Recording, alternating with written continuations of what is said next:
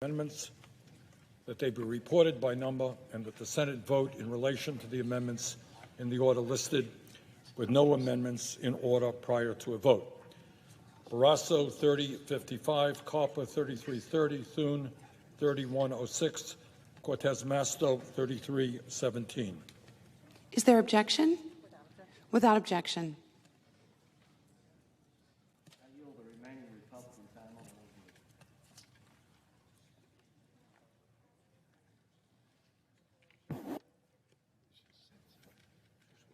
I yield the remaining Republican time on the resolution. The senator has that right. I yield the majority's remaining time on the resolution. The senator has that right. All time on the resolution has been yielded back. Yes. Madam President. Senator from Wyoming. Thank you, Madam President. I call up my amendment number 3055 and ask that it be reported by number. The clerk will record the amendment by number. The senator from Wyoming, Mr. Barrasso, proposes an amendment numbered 3055. There will now be 2 minutes of debate, equally divided. Madam President. Madam President, I'm offering this amendment to spare the country from the so-called Green New Deal. The Green New Deal is not about protecting the environment. It's about making big government even bigger. This socialist scheme would destroy jobs. It will reduce the quality of life for the American people. Millions and millions of Americans will suffer. It would worsen already high inflation. It will drive a stake through the economy and eventually bankrupt the nation. Senate Democrats have made it clear that they want to use this reckless tax and spending spree to implement the Green New Deal. Just last night, Senator Markey of Massachusetts made this statement. He says, without question, the Green New Deal is in the DNA of this budget resolution. Let me repeat. He said, without question, the Green New Deal is in the DNA of this budget resolution. Instead of raising costs on energy, we should be working to lower the cost of alternative technologies and fuels through innovation, not taxation and regulation. So I would encourage a yes vote on the Barrasso amendment and reject the job-killing Green New Deal. Madam President. The senator from Vermont. Mr.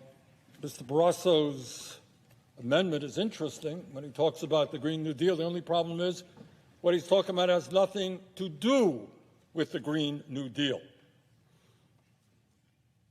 Despite what Senator Barrasso says, the Green New Deal would not ship jobs overseas. In fact, it will create millions of good-paying jobs in the United States of America.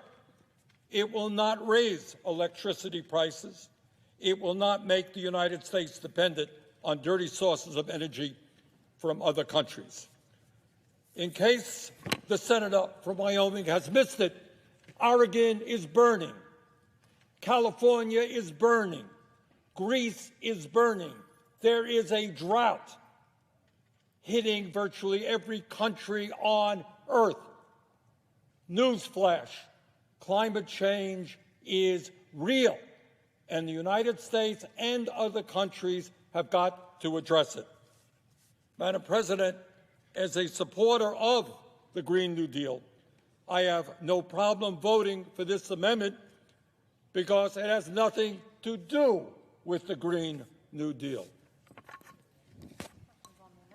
The question is on the amendment. Yeas and nays. Is there a sufficient second? There appears to be. The clerk will call the roll. Ms. Baldwin, Mr. Barrasso.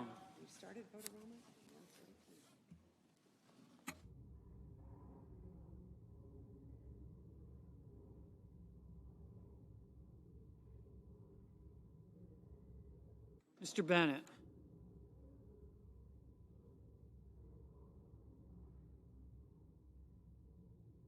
Mrs. Blackburn. Mr. Blumenthal.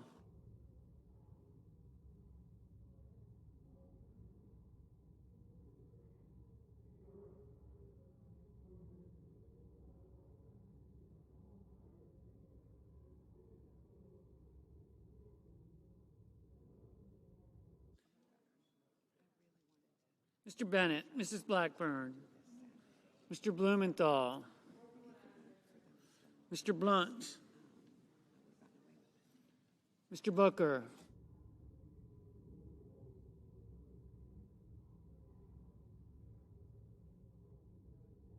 Mr. Bozeman, Mr. Braun,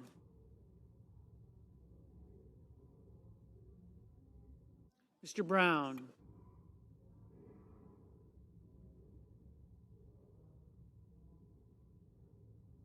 Mr. Burr, Ms. Cantwell, Mrs. Capito, Mr. Cardin, Mr. Carper,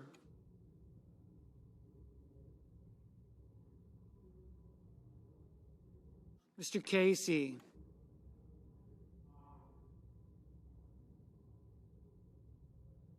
Mr. Cassidy,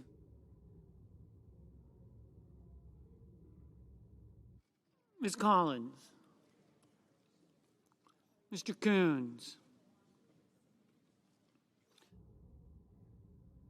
Mr. Cornyn,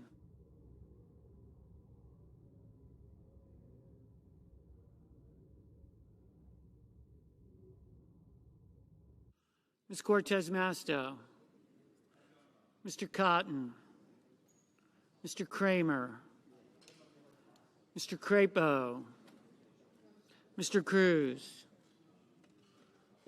Mr. Daines, Ms. Duckworth, Mr. Durbin, Ms. Ernst, Mrs. Feinstein,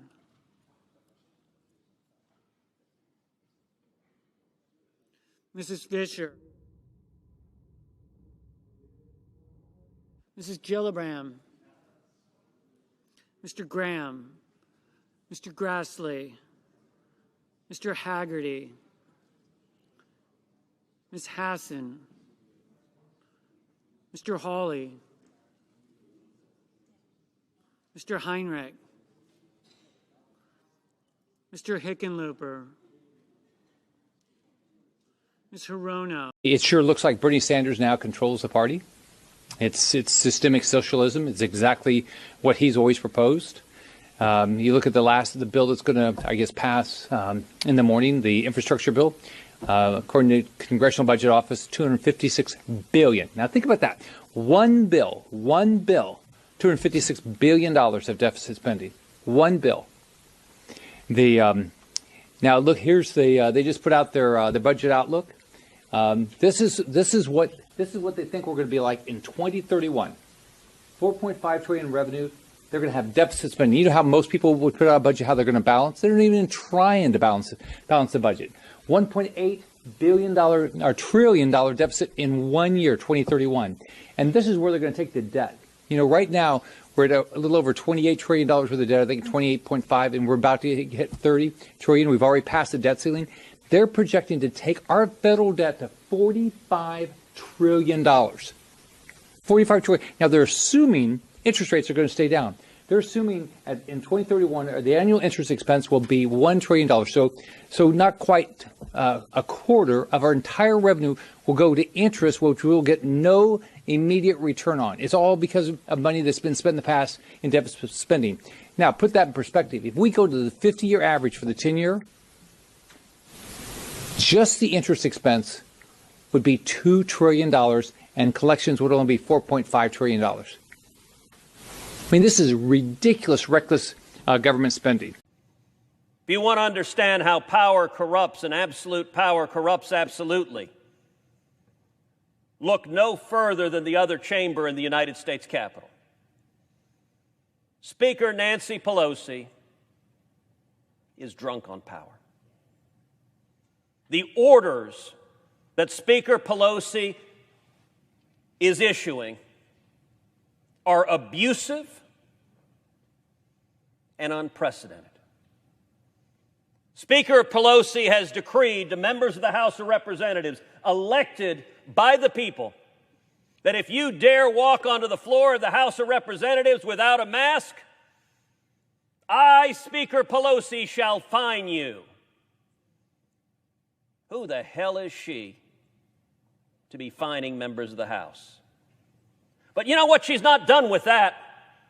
She's not done with disrespecting our Constitution, disrespecting our democratic system that elects leaders. She goes further. To the good men and women who work here in the United States Capitol, we are surrounded by men and women who have chosen to come and work for the public good.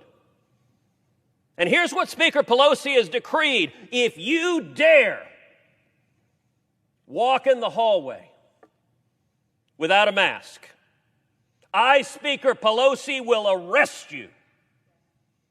I will put you in jail. I will fine you. That is an absolute and complete abuse of power. She has no authority to disrespect the men and women who work here, to threaten you with physical harm, to threaten you with imprisonment. And why does she do so? She does so for one reason: political theater.